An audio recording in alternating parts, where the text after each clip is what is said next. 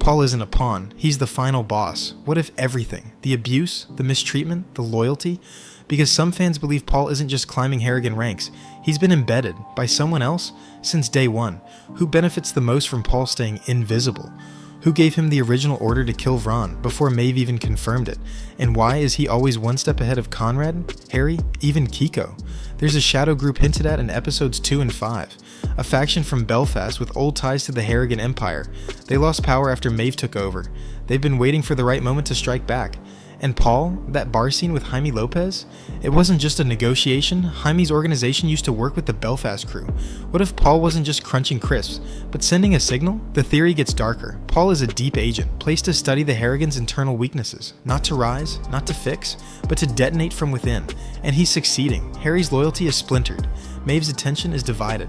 Conrad is spiraling. And all the while, Paul smiles, quiet, waiting. Why does Conrad keep him around if he hates him so much? Because Conrad can't fire him. He doesn't know why, but on some deep, primal level, Conrad fears Paul. Not as a man, as a weapon. It was just a throwaway line. Barely a whisper, but it was the first crack in the mask. Episode 9, timestamp 4211, just before Conrad's infamous crisp confrontation.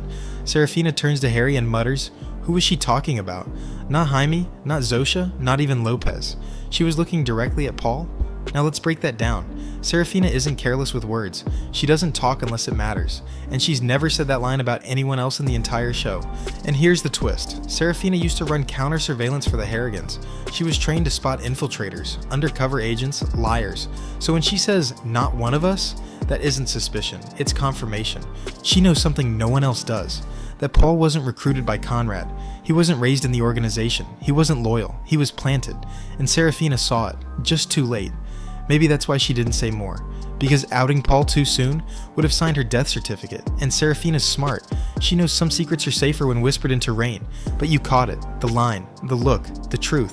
Paul doesn't belong in the Harrigan family because he's there to end it. It's not fists, not bullets. The real war in MobLand is fought in silence. Ever noticed? Conrad yells. Conrad rages. Conrad dominates the room. But Paul just waits. Every time Conrad mocks him, Paul doesn't flinch. Every outburst, every insult, Paul absorbs it like armor, because Conrad doesn't realize he's already playing Paul's game. Think about the crisp scene again. On the surface, comic relief, underneath, a power move. Conrad tries to control the room with fear. Paul controls it with timing. He waits until the exact moment Conrad starts speaking. Then crunch. Not a mistake, a challenge. He's not disrespecting Conrad by accident. He's reminding everyone that Conrad's anger is predictable, that he's a joke pretending to be a threat, and worse, that no one's afraid of him anymore. Paul has zero reaction to Conrad's abuse. Why? Because he's already decided how this ends. Not in a gunfight, not in a monologue, but in a quiet moment where Conrad finally realizes he's already lost everything. The real war is psychological. Paul's moves are subtle, surgical. Standing behind Conrad, never beside him. Watching Maeve give him the real orders, knowing Harry takes him seriously, and that terrifies Conrad more than anything. Paul doesn't need to kill Conrad. That would make him a threat. But breaking him, slowly, publicly, that makes Paul a legend. In episode 3, Conrad personally executes Finn Rourke, a former Harrigan associate turned liability. Before dying, Finn mutters a cryptic line. "The one you mock will be the one who stands over you. It was chalked up to drug delirium, a throwaway threat from a man moments from death. But what if it wasn't a threat? What if it was a prophecy? Who's the one they mock? Not Harry. He's feared. Not Zosha. She's underestimated, sure, but not ridiculed. It's Paul. Always Paul. Every joke, every slammed door, every eye roll from Conrad. It's Paul who absorbs the humiliation because he knows what's coming. And maybe, so did Finn. Think about the framing. The scene cuts to Paul right after Finn dies. No reason, no dialogue. Just Paul, quietly watching from the shadows of the hallway. Coincidence? Or intentional echo? Finn's last vision wasn't rage, it was a smile. Maybe he saw the end coming, and knew Paul would be the one to deliver it. In episode 9, Paul hums a song in the hallway. The same tune Finn? At first glance, they seem like equals, trusted heads of Harrigan security. But scratch the surface and a dangerous rivalry simmers. Harry is Conrad's go-to man. Paul, meanwhile, answers to Maeve. And maybe, just maybe, no one else. In episode 9, Paul steps into the spotlight, but never directly against Harry. Their power dance is subtle, but it threatens to explode. Paul acts when Harry can't, or won't. He's the alternative muscle, the silent operator, and Harry knows it.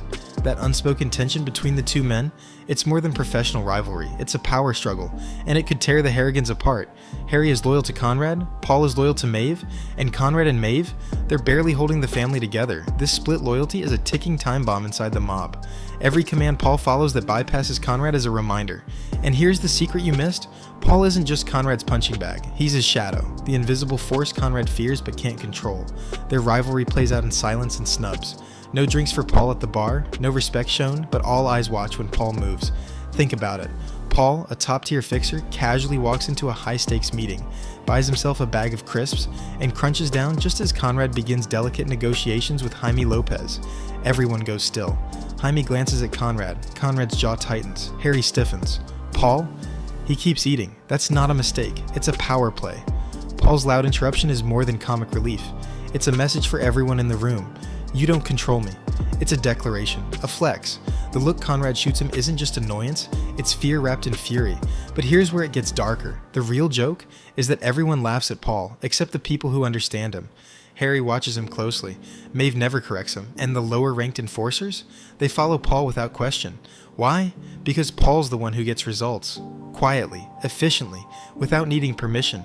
Maeve trusts him with secrets that could shatter the Harrigans. And if Paul ever decides to speak, that's why Conrad lashes out. It's not about the crisps, it's about control. And every time Paul crunches, Conrad hears his grip slipping. In a world where one wrong word can trigger war, Episode 9 of MobLand was tightly edited, pacing was sharp, tension was high, but a 47-second scene, Scene 42B, was quietly cut in post-production. The scene?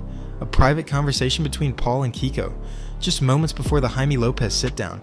In it, Paul gives Kiko a chilling order. That line, it changes everything. It proves Paul was walking into the bar expecting violence, expecting to be double-crossed, maybe even expecting to die. The showrunners cut it because it made one thing uncomfortably clear. Paul wasn't just comic relief, he was preparing for war. Think about what this means. It reframes the entire crisps gag. Paul wasn't distracted or foolish. He was baiting Conrad. He was daring the boss to react. And when Conrad didn't take the bait, that told Paul everything he needed to know. That Conrad was scared, that he wouldn't act without Maeve's approval, that Paul was safe. The cutscene would have exposed that Paul was never the butt of the joke. He was the punchline, but only to those who couldn't see his plan. But the real reason it was cut, it would have broken the illusion, made Paul too powerful, too smart. And in MobLand, power has to be hidden until it's too late. You've seen Paul take orders, get mocked, dismissed, laughed at. But what if that was the perfect cover? Paul is everywhere, yet answers to no one. Conrad screams at him, but still uses him. Maeve trusts him with executions. Even Harry, cold, capable Harry, can't ignore him. That isn't coincidence, it's design. In episode 6, Paul corrects Conrad under his breath about the Vron hit. It's played for laughs, but listen closely. Paul doesn't just know the truth, and it wasn't Conrad's order, it was Maeve's. Paul knew that, executed it flawlessly, then stood by as Conrad took credit and took the blame. Why? Because it weakens him. Slowly, silently. Every time Conrad screams at Paul in public, it's another fracture, another sign of instability. To the crew, to outsiders, to Maeve. Paul doesn't need to rise in the hierarchy, he just needs everyone else to fall. Harry burns out, Conrad gets erratic, Maeve pulls the strings, and Paul? What's his motive? Revenge? Power? Or maybe he's just tired of being the joke? There's a theory in the fandom, rare, whispered, but haunting. MobLand Season 1, Episode 9's weirdest running? Gag, why was Conrad so mean to Paul? Why does Conrad Harrigan, mob king, tactician, and calculated sadist, treat Paul like a joke, while trusting him more than anyone else? You might think it's just a throwaway gag. Paul, the loyal errand boy, getting yelled at like the family dog. But what if I told you that every insult, every cold shoulder, every time Paul was left drinkless in a room full of killers was part of a deeper, more dangerous game?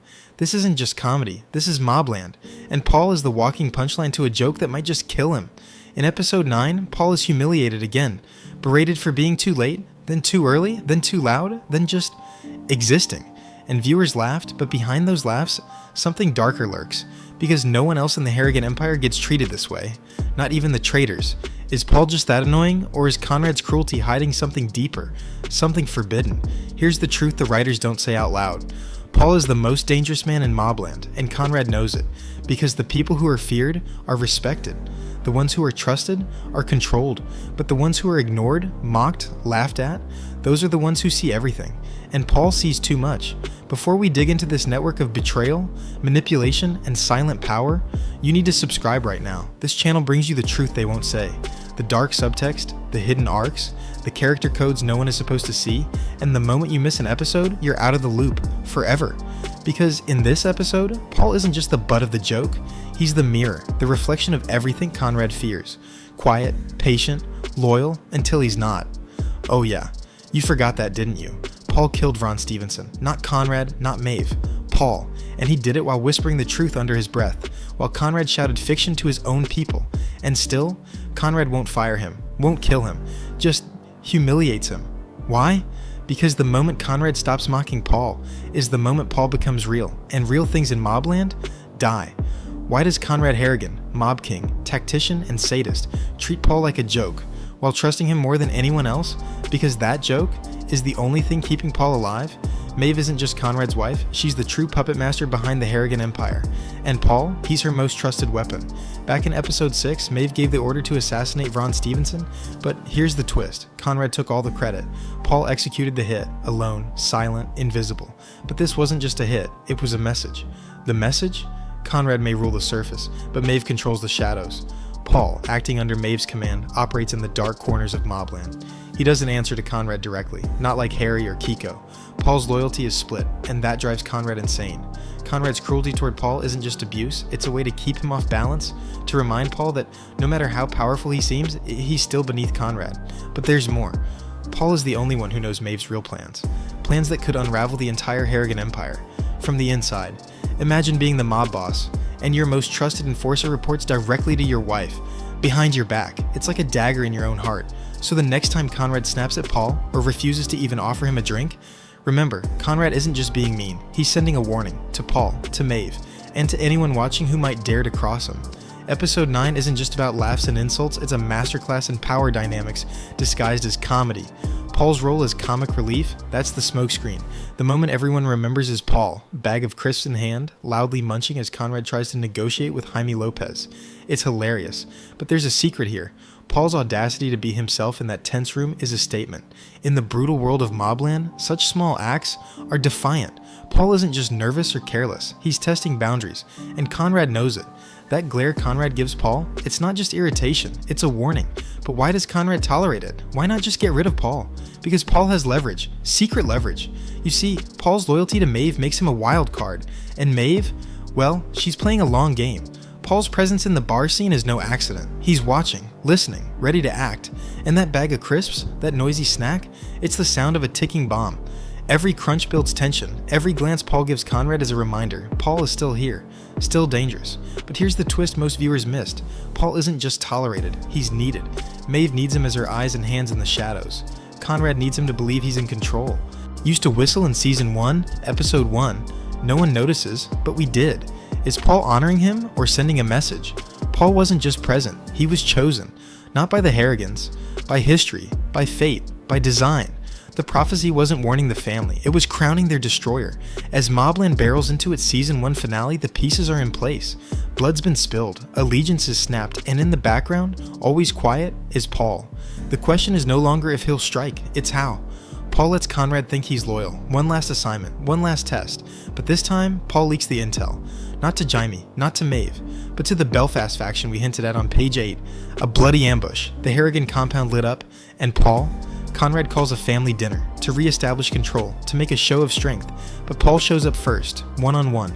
No witnesses, just two men and years of tension, and then, a quiet death, no fanfare, just precision. Harry finds Conrad's body. Paul's already gone. This is the one they fear. Paul doesn't run, he doesn't kill, he inherits. Maeve, tired. Harry, disillusioned. Conrad, exposed, unraveled. And the Belfast Syndicate makes Paul an offer. Lead us, quietly, from the shadows.